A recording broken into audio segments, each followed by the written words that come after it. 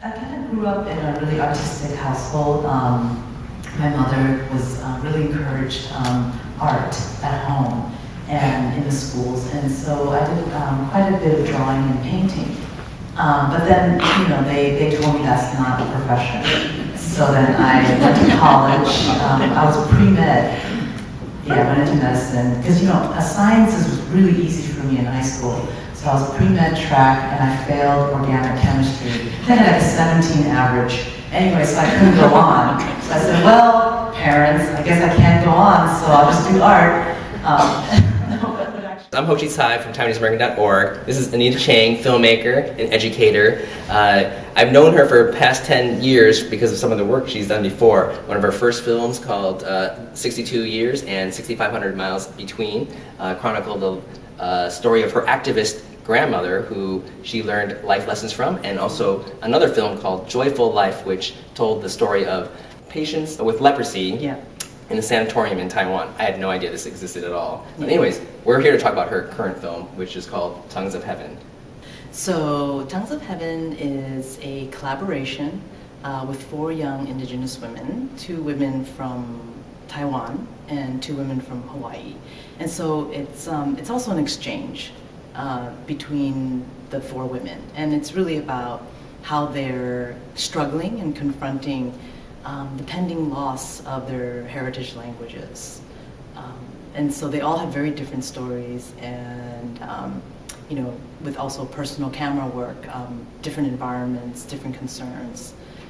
And it's about them sharing their concerns. So what motivated you to actually explore this topic? Yeah, so when I was teaching in the east coast of Taiwan, for the first 2 years that I was there, my students, who were mostly indigenous, although many of the students were from mixed heritage backgrounds, and they kept talking about the fact that they couldn't understand or speak their heritage languages. And they were worried about it.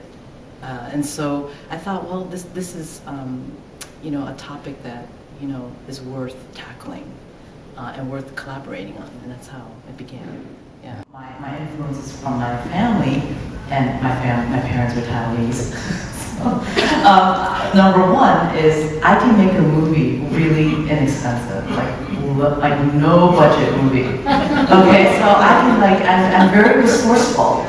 And that's totally, I feel like having lived in Taiwan for 6 years, I just saw what people can do with so little. And I was like, that's like me, making movies. We don't need much, but with the help of so many people, gather resources and people to help you get excited about an idea and make it work. I don't need $300,000 to make a documentary, which is the average cost in the U.S. for a documentary. That's low budget, $300,000, right? And that's not to say that we need that money, we do. But I think just like what you said, if there's a story in you and you need to get it out, you will find a way to get it out right. So the focus of the film is obviously on some of the Aboriginal languages in Taiwan. Yeah. Sometimes I think about our own Taiwanese language also being lost over time. And for example, I can't speak, and I wonder what it's going to be like in the next generation. Can you understand it? I can understand Chitiama. Chitiama. Pretty bad. Yeah. But I'm just curious, what are your thoughts about, just language in general for even the broader mainstream Taiwanese language? Yeah, I think part of my interest was when the students, my students were 18, range from 18 to 22, and when they started to express this concern, it really kind of hit home for me.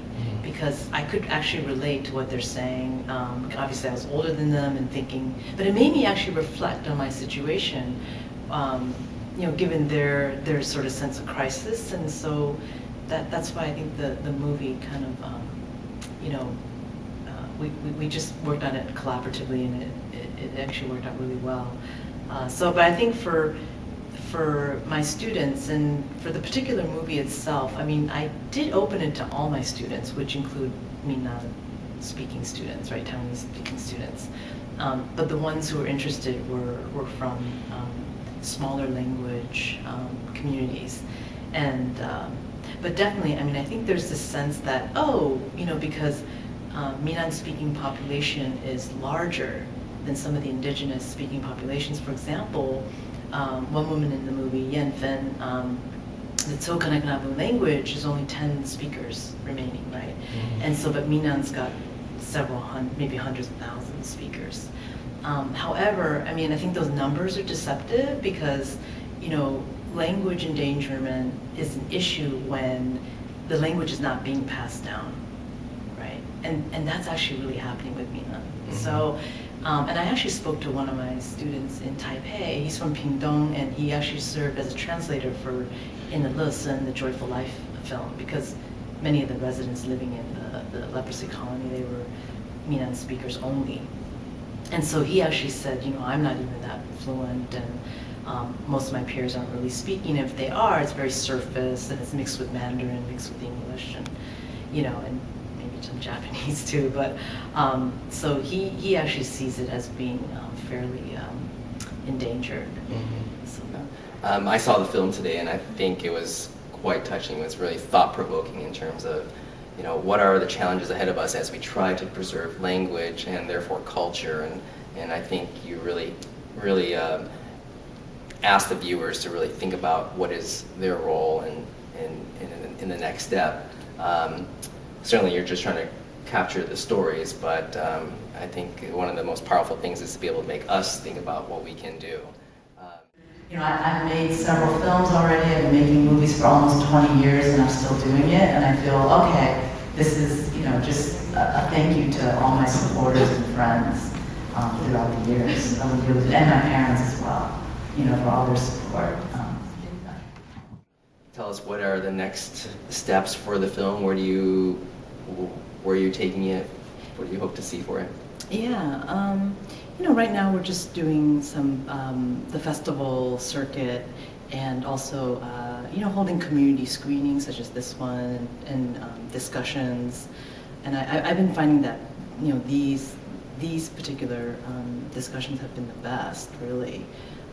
Actually, people being able to actually think about what they want to do next, and to sort of make a plan, which is really great. Not to say the festivals aren't great; it's good too. But we can have these extended conversations to think about that. And then I'm hoping to get it on television, and then from there, utilizing the internet platform. So we're thinking of building a language revitalization website, or at least a website that would have language revitalization assets, such as a dictionary, and something in which young people would want to be able to participate and engage. Cool. Yeah. Such a great idea. Yeah. Well, Anita, thank you for all the work you've done. I think it's great to see how much you've made an impact in really telling the Taiwanese stories to the Taiwanese American community. And I really wish you the best of luck, and keep on doing great work out there. Thank you. Thank you for supporting TaiwaneseAmerican.org, and we will see you next time. Bye.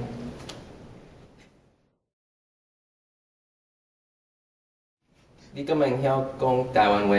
我会晓听，袂晓讲。一丝啦。一点啊，会晓讲。No， 我袂晓讲，我听有。And that is the extent of my Taiwanese. And mine too.